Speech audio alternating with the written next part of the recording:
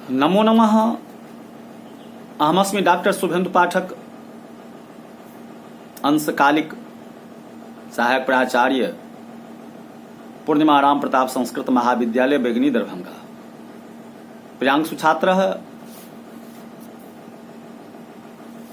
इससे पूर्व की कक्षा में हमने आप लोगों को प्रकृति का अर्थ के संबंध में आंशिक रूप से कुछ कहे हुए थे। आज उसके विशेष के संबंध में कुछ कहने का प्रयास कर रहा हूं।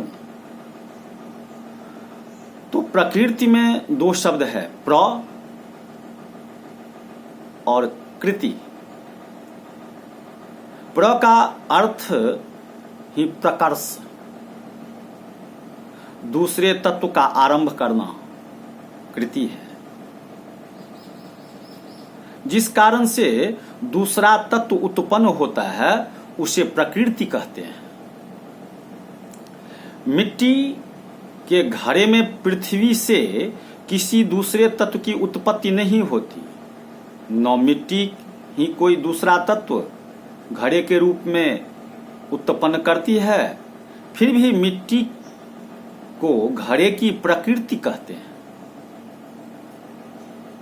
यहां प्रकृति का अर्थ उपादान कारण समझते हैं और ऐसा व्यवहार लोक में चलता है, परंतु शास्त्रीय दृष्टि से तत्वांतर को आरंभ करने वाली ही प्रकृति होती है।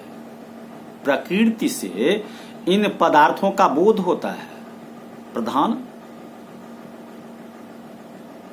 मूल प्रकृति, महत, अहंकार और 5 तन्मात्र हैं।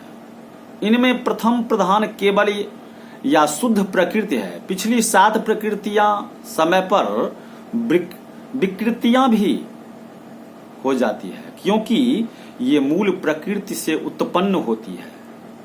इसका वर्णन पीछे मिलेगा। अभी मूल प्रकृति का वर्णन करें तो मूल प्रकृति का दूसरा नाम प्रधान भी है। तीनों गुणों सत्व, रजस और तमस के रूप में यह प्रधान रहता है। प्रधान की स्थिति में ये तीनों गुण बिल्कुल बराबर रहते हैं, इसलिए उन तीनों को पहचानना कठिन हो जाता है कि अमुक सत्व है और अमुक रजस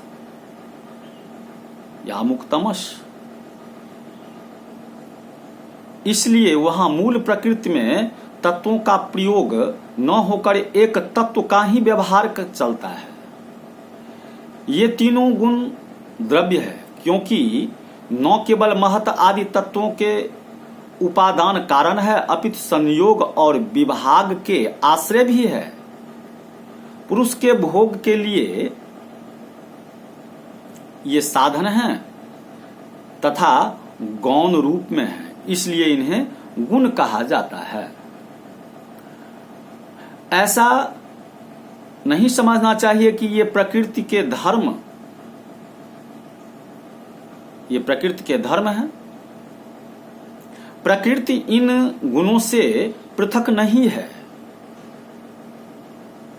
प्रकृति का अर्थ है तीनों गुणों की साम्यावस्था, और तीनों गुणों की साम्यावस्था का अर्थ है प्रकृति। दोनों में स्वरूप का संबंध है। सांख्य प्रवचन सूत्र में लिखा है, सत्वादीनाम मद्वर्धम मत्वं तद्रूपत्वात्। प्रकृति के गुण है ऐसा व्यवहार वन के वृक्ष की तरह ही औपचारिक है। अब इसके संबंध में पुरुष के संयोग से गुणों में वैषम्य आता है। इस दशा में प्रत्येक गुण पहचानने योग्य हो जाता है। यह एक प्रकार का परिणाम है।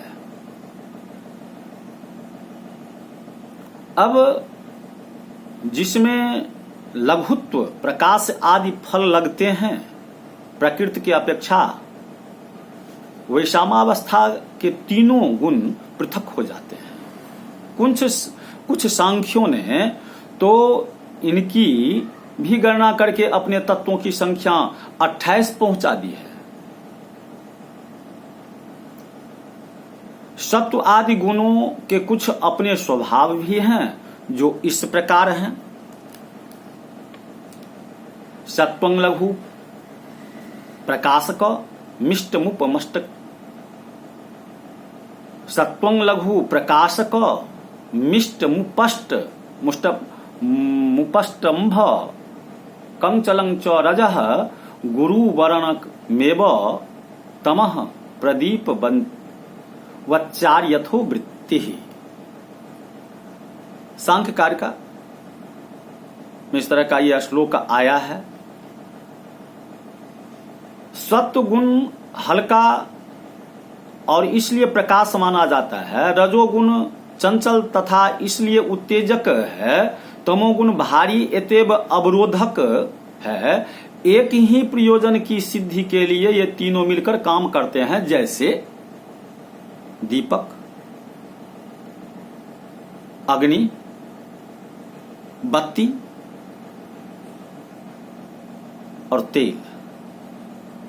ये तेल का विरोधी है, फिर भी तीनों मिलकर वस्तुओं के प्रकाशन का कार्य करते हैं। सत्व हल्का होने के कारण अपने कार्य इंद्रियों में विषय ग्रहण की पटुता उत्पन्न करता है। इसके प्रकाशक होने के कारण इंद्रियां अपने अपने विषयों का प्रकाशन कर लेती है। रजस स्वभावतः चंचल है, सत्व और तमस स्वभावतः निष्क्रिय है, अतः अपने आप प्रवृत्त नहीं होते। प्रवृत्ति प्रदान करने का धर्म ही है उपष्टम भक।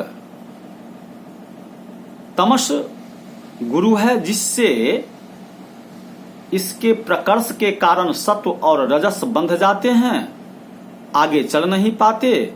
यही उसका आवरक या अवरोधक धर्म है।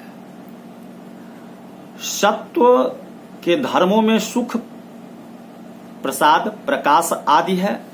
रजस के धर्म दुख, कालुष्य, प्रवृत्ति आदि है। तमस के धर्म मोह, आवरण, स्तंभन आदि है।